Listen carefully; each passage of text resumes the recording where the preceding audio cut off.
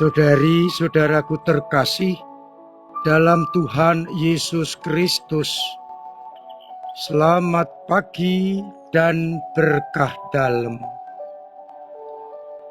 Kita berjumpa kembali dalam renungan harian Sabtu 8 Maret 2025. Seperti biasa, kita mendasarkan permenungan kita pada bacaan Ekaristi pagi ini.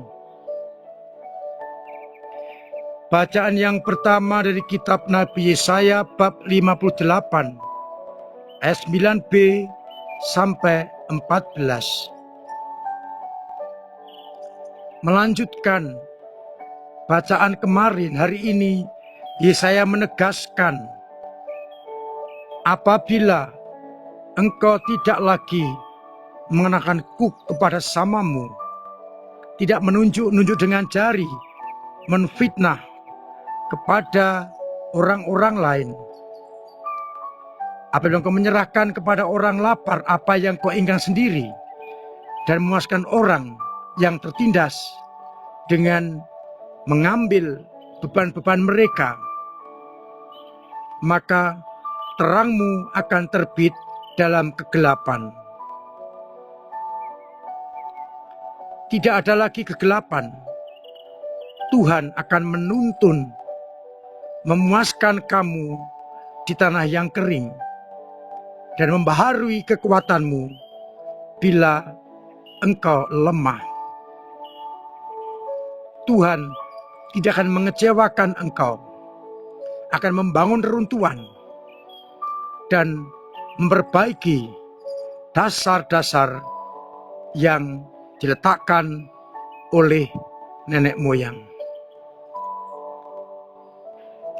Artinya, Tuhan akan menjadikan umat terang yang benar, terang yang akan memberikan sinar kepada semua orang. Artinya juga kita tidak lagi egois.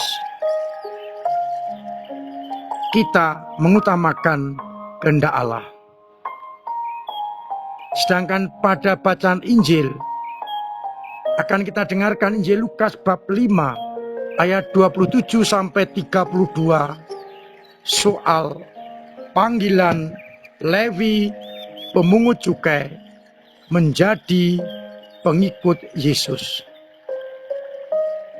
Ketika Lewi mendengar kata-kata Yesus, "Ikutilah aku," maka ia berdiri dan meninggalkan sesuatu lalu mengikuti dia. Dan karena sukacita, Lewi mengadakan perjuangan besar untuk Yesus di rumahnya. Juga datang pemungut cukai dan orang-orang berdosa ikut makan bersama-sama dengan Yesus. Maka orang-orang Farisi dan ahli Taurat bersungut-sungut katanya kepada murid-murid Yesus, "Mengapa kamu minum dan makan bersama dengan pemungut cukai dan orang berdosa?" Jawaban Yesus melegakan. Bukan orang sehat yang memerlukan tabib, tapi orang sakit. Aku datang bukan untuk memanggil orang benar, tapi orang berdosa supaya mereka bertobat. Saudari-saudaraku terkasih dalam Kristus, dari bacaan yang pertama, kita tinggal melakukan saja, lalu selesai. Tapi soalnya adalah, apakah kita dengan mudah atau apakah kita mampu untuk melaksanakan itu dalam hidup di tengah dunia ini? Apakah mudah ataukah sulit? Kita akan mengambil kukuk beban-beban yang kita berikan kepada orang lain, mungkin anak-anak kita, mungkin pembantu kita, karyawan kita, tidak menambah beban kepada mereka, tidak memfitnah, tidak menunjuk dengan jari, dan memberikan perhatian kepada orang lain, orang-orang kecil, orang-orang yang lapar, orang yang telanjang, yang bisa kita wujudkan dengan memasukkan uang ke kotak APP. Apakah kita masih egois, mengutamakan kepentingan sendiri, menindas orang lain, merasa hebat? Itulah tantangan untuk merenungkan bacaan yang pertama. Kalau itu kita lakukan pada masa prapaskah ini dan seterusnya, terang kita akan bercahaya bagikan matahari yang berguna untuk orang lain. Maka sikap hati yang harus kita ubah, kita arahkan kepada Allah lewat sesama. Kita tinggalkan manusia lama, kita ikuti manusia baru.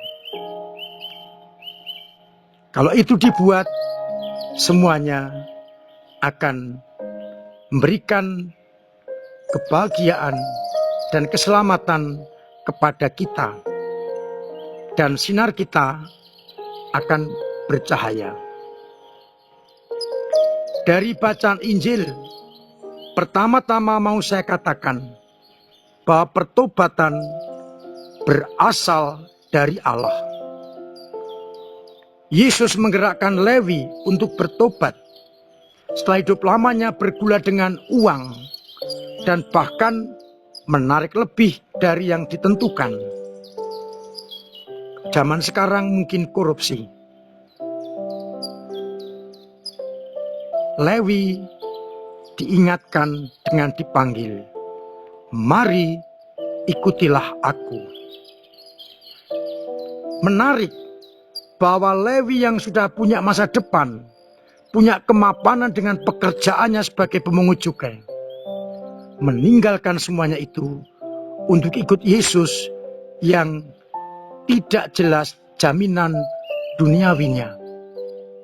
Ia pernah mengatakan, serigala mempunyai liang, burung mempunyai sarang, tapi anak manusia tidak punya tempat untuk meletakkan kepala. Lalu ketika Lewi meninggalkan semuanya dan ikut Yesus, apa yang dicari? Perjumpaan dengan Yesus membuat semuanya tidak berarti. Kita ingat Sakeus. Paulus juga mengatakan perjumpaan dengan Yesus menjadikan semuanya kuanggap sampah. Tidak berarti lagi, karena bukan duniawi yang saya kejar, tapi keselamatan yang kekal. Maka pertobatan Lewi sangat radikal, meninggalkan kemapanan untuk ikut Yesus, dan akhirnya dia berjasa membawa Yesus lewat tulisannya kepada generasi berikutnya sampai sekarang. Itu berarti Lewi benar-benar bertobat yang sesungguhnya. Maka dia mewujudkan sukacita itu dengan memanggil semua orang untuk ikut makan, merayakan kegembiraan. Bukan kegembiraan duniawi, tapi kegembiraan surgawi, bertemu dengan Mesias dan diangkat menjadi rasul atau murid yang ambil bagian dalam karya perutusan. Maka kita diajak untuk bernyanyi seperti Lewi yang meninggalkan semuanya. Yang kita cari bukan kebahagiaan duniawi, tapi surgawi, yang berarti meninggalkan segala-galanya untuk mengikuti Yesus. Kalaupun belum, kita bisa bertobat dan memakai acuan bacaan yang pertama sebagai bentuk pertobatan kita. Tuhan memberkati kita sekalian. Amin. Marilah berdoa.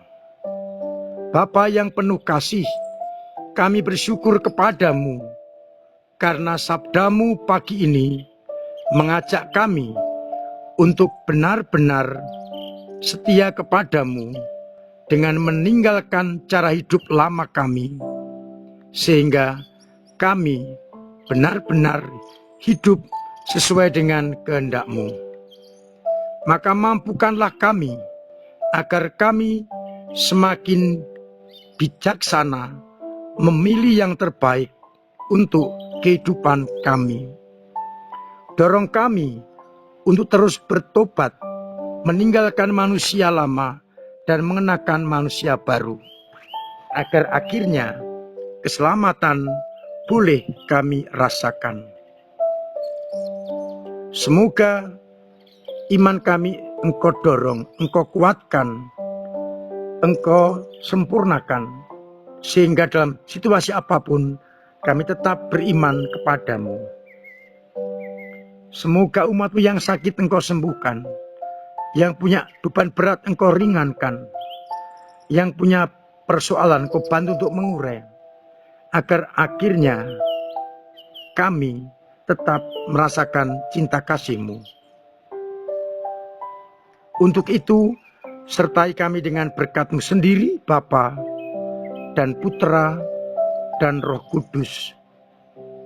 Amin. Saudara-saudaraku terkasih, tetap saya ingatkan, saya dorong untuk memiliki pola hidup yang sehat, agar kita tetap sehat, keluarga sehat, semuanya sehat. Pada Sabtu Imam ini saya mengajak semuanya untuk berdoa bagi para imam, terutama bagi mereka yang mengalami kesulitan untuk menghayati panggilan, supaya dikuatkan, diteguhkan. Mereka yang bekerja di tempat-tempat yang jauh diberikan semangat dan kekuatan, dan semua imam diberi kesetiaan panggilan.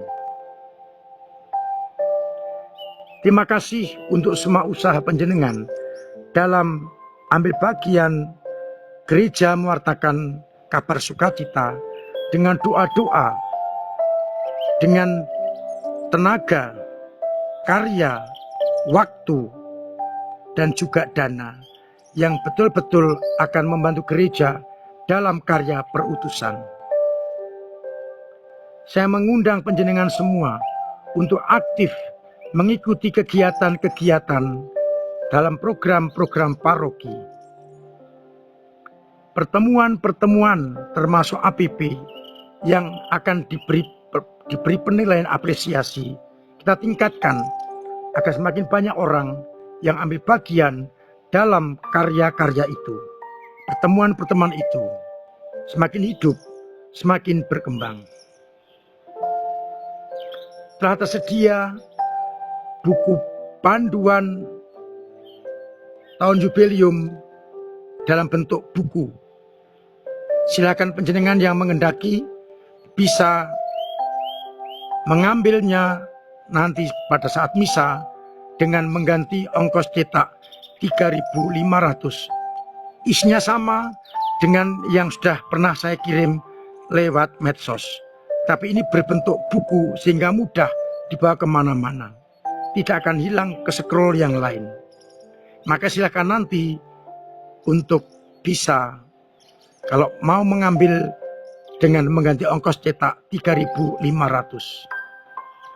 Akhirnya saya mengucapkan selamat pagi, selamat merenungkan, salam sehat, Tuhan memberkati.